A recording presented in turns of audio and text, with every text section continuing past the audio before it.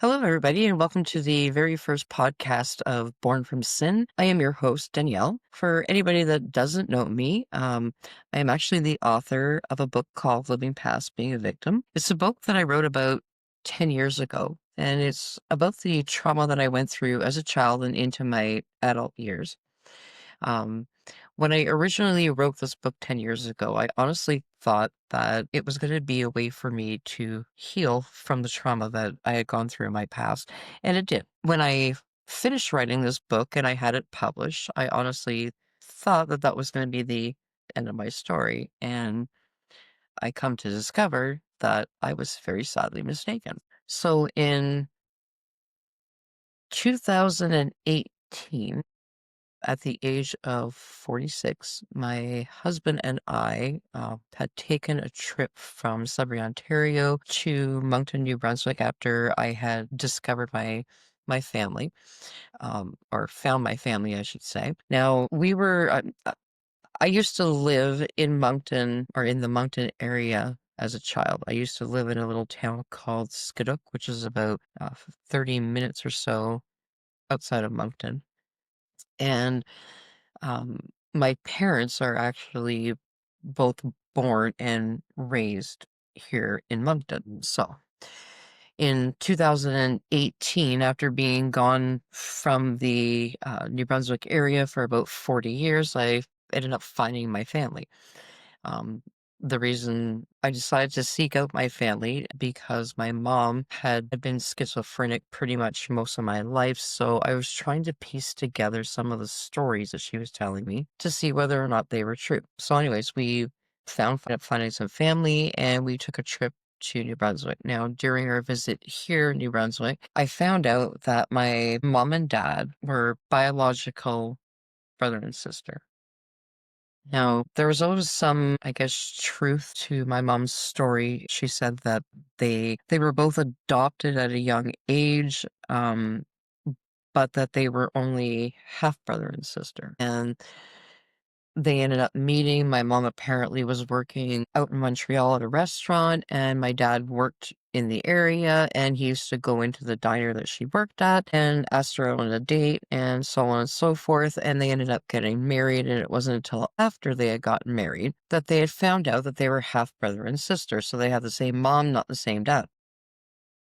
So for years, I ended up believing this story that there was a possibility that my parents were half brother and sister.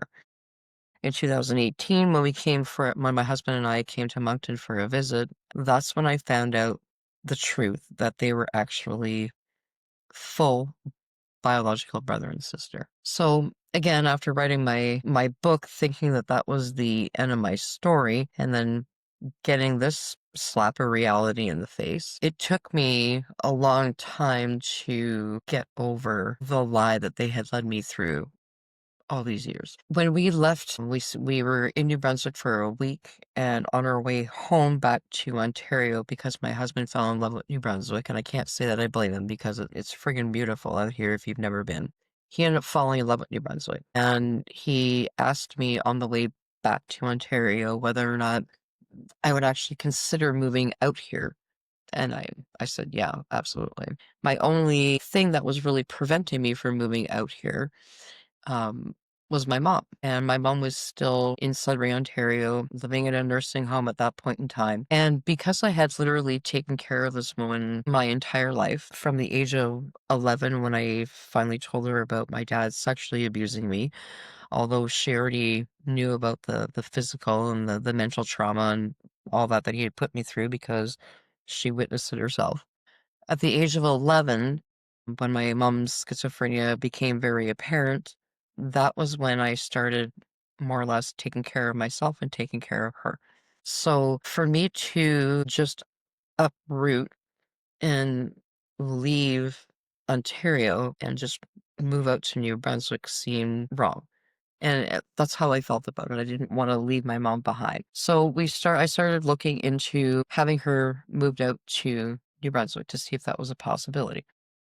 I ended up filling out a bunch of paperwork, and we had everything all set to go. We were gonna do what they call an interprovincial transfer, where she would go from the nursing home in Ontario to the home out here in Moncton, which is like just up the road from where we live. All paperwork was done. At that point, we needed to move ourselves out here to Moncton so that we could confirm that this interprovincial transfer was going to happen and that we were serious about it and so on and so forth. So 2019, we make the move.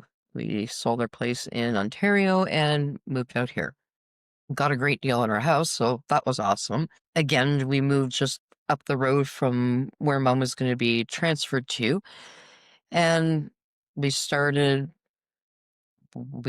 getting ready so that way there when she was finally out here, we would have things set up so that we could go visit with her and take care of her from here instead of in Ontario. And then we all know COVID happened and that shut the whole world down. And because you weren't allowed to go visit, you weren't allowed to go from one province to another, so on and so forth, I tried my best to keep in touch with mom by phone. I would call her every other day. Sometimes it was like every other weekend, depending on how her schizophrenia was. Because sometimes I had to distance myself from her because like dealing with her was giving me PTSD and it just wasn't fair to me.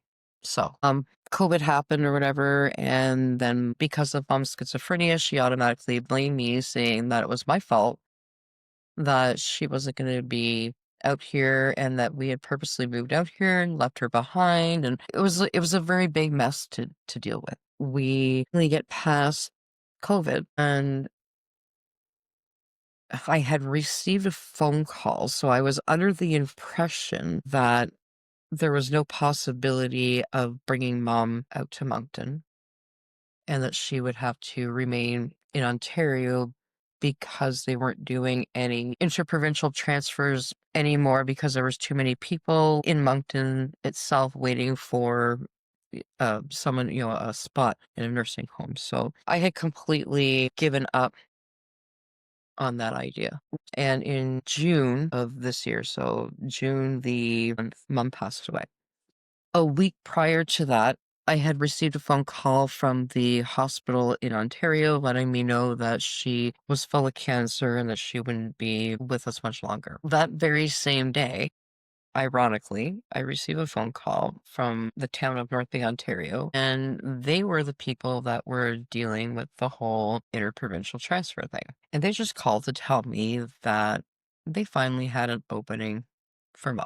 Well, I just kind of sat there in shock or whatever. And when I finally was able to talk, I literally told the woman I just got off a phone call with the doctor saying that my mom only had a week to live, so that they could literally just cancel out.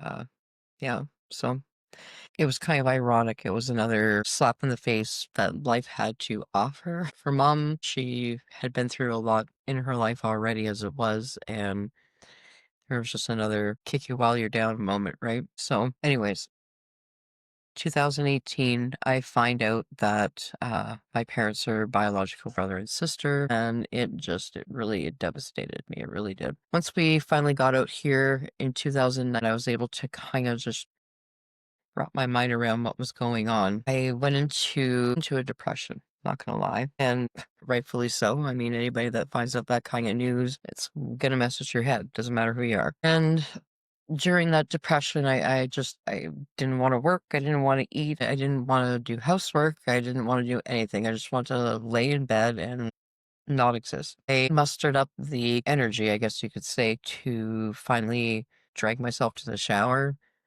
And every shower that I took for a good month after finding out that information about my mom and dad, I had the water on as hot as I could possibly stand it because I was trying to wash away dirty that wasn't physical. And let me tell you, I struggled with that one. But after my husband realizing that, I was struggling with this a lot more than I should be,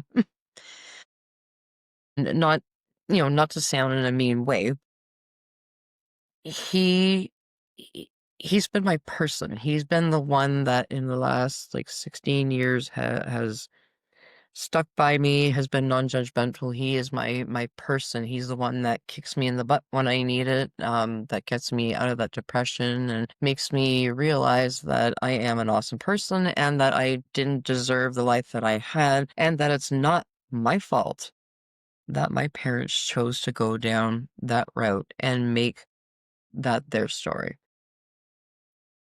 1993, my dad had already passed away, so I had really healed a lot from my childhood trauma.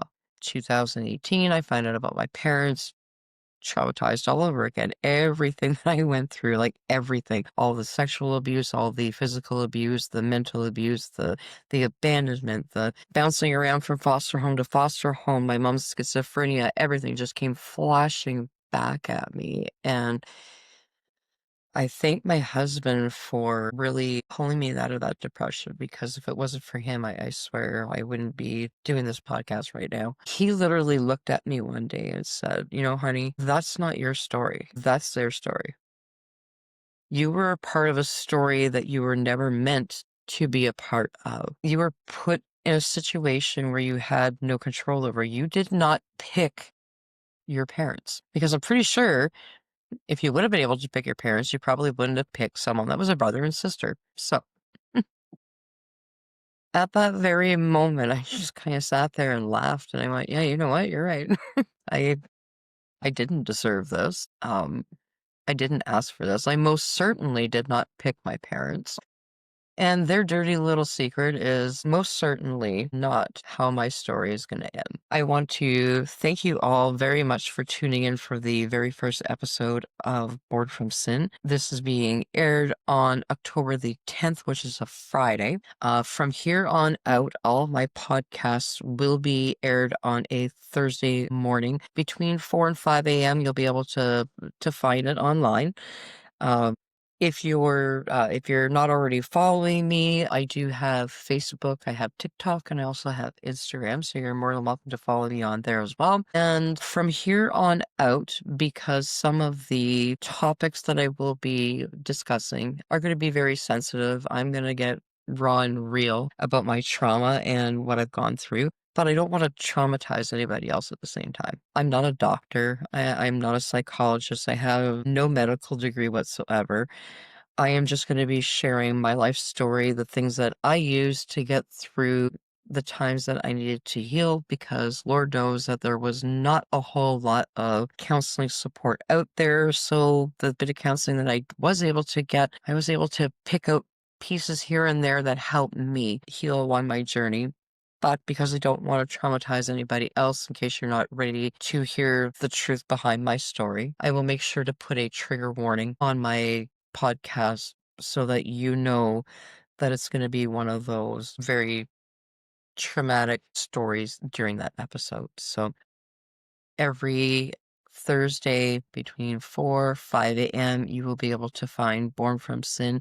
I look forward to talking with you more. And before I go, I just want to point out that I have been waiting for dental surgery. Like always, life tends to kick me when I'm down, and I have this podcast coming up. I have been advertising it on my Facebook, my TikTok, my Instagram. Hey, come on out, October the 10th. You know, it's World Mental Health Day. Fantastic. Let's see, what a great way to kick off my podcast because it's literally about mental health and healing, right? So I was under the assumption that by now my dental surgery would have been done. And like I said, life likes to smack me around ever so often. So here we are, and I'm still waiting on my dental surgery, but it will be done very shortly, and then we can just continue on with this. Take care. I'll talk to you again soon.